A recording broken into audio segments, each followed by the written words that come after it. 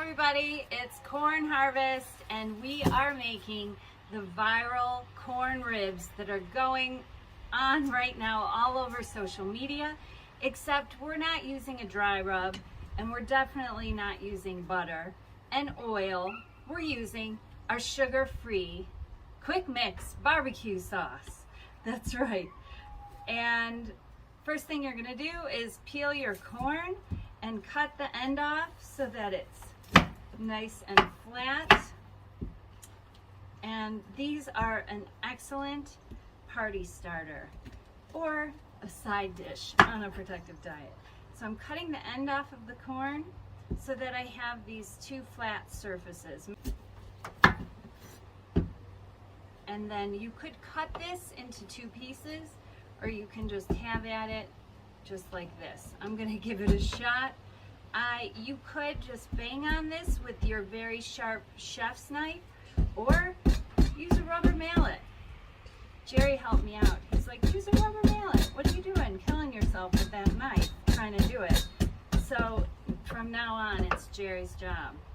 If this seems too unstable for you, you want to face the core towards you so you can cut down the core of the cob.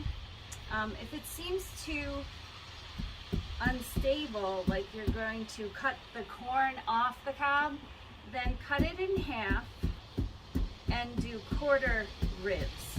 So you'll have like baby back ribs. But it's not that difficult to do. I wanted to show you, even though Jerry has been the resident corn rib cutter. Oh, see, little end came off, no big deal. Throw that in. Now what I have to do is get my knife so that it lines up in that center again. What I'm gonna do to be safe is do that. That's my piece. Jerry and I will probably fight over it. So there we go, down the center. And Jerry's gonna get in here and help me out. He's gonna do this last one. I'll cut the ends off for him. This flat end. Sure. I just didn't want you to think you needed a Jerry to do this. So for every ear of corn, we are using a tablespoon of our quick mix barbecue sauce. And I want to go over a tip about mixing it up. Whisk, whisk, whisk, because this is made with organic tomato powder and it comes together beautifully, but you've got to whisk and use the suggested tomato powder that's linked on the recipe, because there's some tomato powders that are made out of tomato peels and that doesn't work out. Thanks, Angela. She wrote in and gave us that tip when I put out that recipe. How's it going, Jerry? It's going just fine. So then as soon as, Almost. Take your time, follow the core. I am preheating my grill to 400 degrees and that is set to medium on all three burners on my outdoor gas grill. And it is, I'm going to turn it up a little bit because it's only at 300 degrees here. If you want to make this easy peasy, just cook it up in your mini toaster oven. You know how much I love that Breville Air, Smart Air.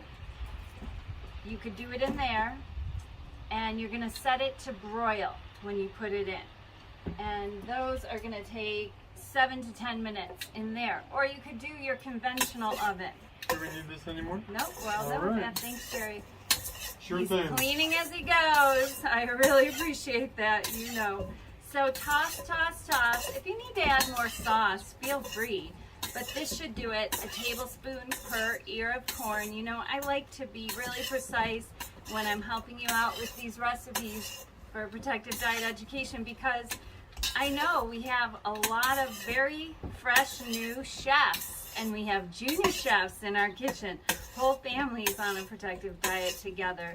So I want to make sure everybody is successful and you have confidence, kitchen confidence.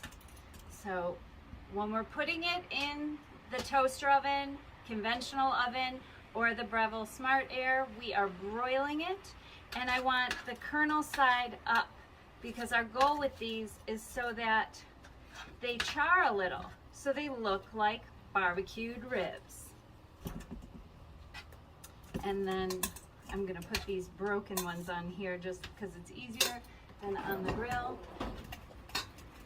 On the grill, I want them kernel side down and running across the grate, because then I will get the char marks on the outside of the kernels. This is all written out in the written recipe. Bring these inside to show you this example. While my corn ribs are cooking on the grill and inside under the broiler in my Breville Smart Air, I am going to show you what Jerry and I have been testing in the Protective Diet Test Kitchen. And this is a barbecue cabbage sandwich. We even made like a whole song up about it. We've loved it so much. And this is the buttermilk dressing that I made into like a fresh ranch version using herbs from my garden. But you could just use the regular buttermilk. I'll get this recipe to you soon. We've been having fun playing around with it, with the cabbage harvest and with all the herbs in the garden, and our quick mix barbecue sauce. It's doubling up here. So we make the sauce once, we make the corn and these awesome sandwiches. And when I make this, I am saucing up both sides.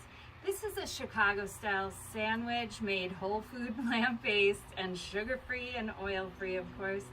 And I just want to give you an idea of how Jerry and I are serving it up so that you have the excitement we have.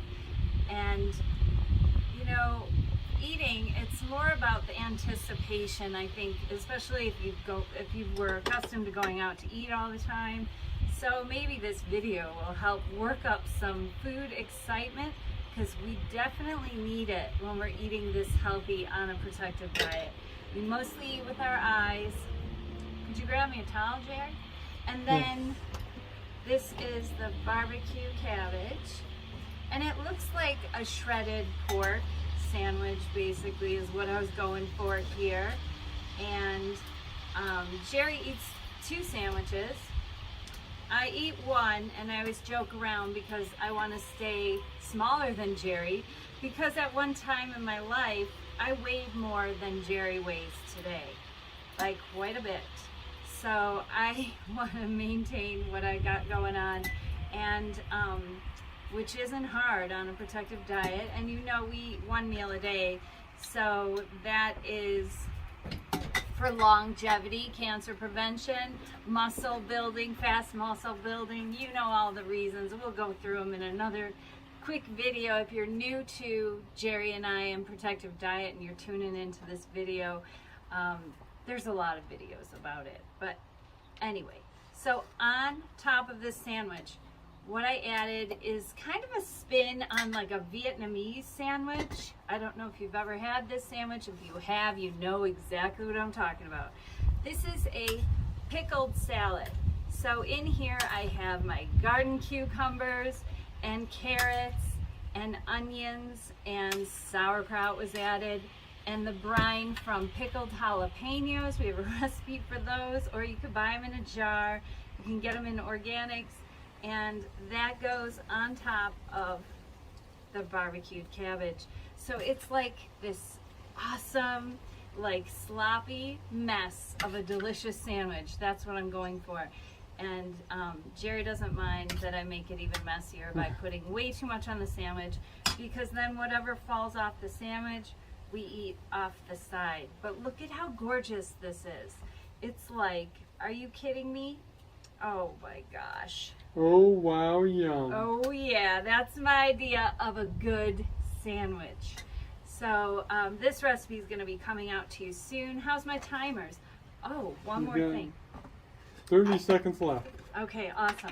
I have the probiotic pickled onions in here. I put them in the sandwich slaw, but I'm adding some extras because they're so beautiful and pink. These are made with red onions. These are fermented. It's a 7-day ferment, and oh wow, yum. I feel so blessed to have these very awesome, simple recipes on a protective diet, and you are gonna see just how easy all these components come together. This bread is it's one of my favorite summertime recipes to make, the whole wheat, fresh milled bread maker bread. So I'm gonna check on my corn ribs here. Oh, they're ready. Jerry, woohoo! Look how they curve up on the grill. It's kind of fun. They look like ribs. And these make an excellent starter. I definitely make way more than 2 ears of corn. If you're having friends over, make a huge platter of these.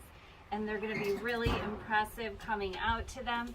But with the barbecue sauce, the corn won't get all dried up like it would with a dry rub without butter. So that's why I went with that quick mix sugar-free barbecue sauce. But oh my gosh, they're so beautiful. I'm gonna go inside and get the ones that are in my Breville. So really quickly, I wanna talk to you about corn and non-GMO corn. There's a lot of talk about, oh, I don't wanna eat corn anymore because it's, genetically modified. I wanna let you in on this. Corn that is grown for fresh consumption is not genetically modified. A genetically modified crop of corn is going to be way too tough. It's not going to be tender, sweet corn that you're buying at the market, at the grocery store, at the farmer's market, or that you're picking from your neighbor's yard or their garden. I haven't gotten into growing corn yet. You need a lot of space for it, and I'm thinking about doing my front yard one of these years. But I have a lot of friends that grow corn around me that I'm learning tips from. GMO corn is generally grown for animal feed. It is a really tough kernel. It's really hardy. It's something that is not going to get sabotaged. It's like a really hardy, tough corn. It can be used in like masa flour. It can be used for human consumption.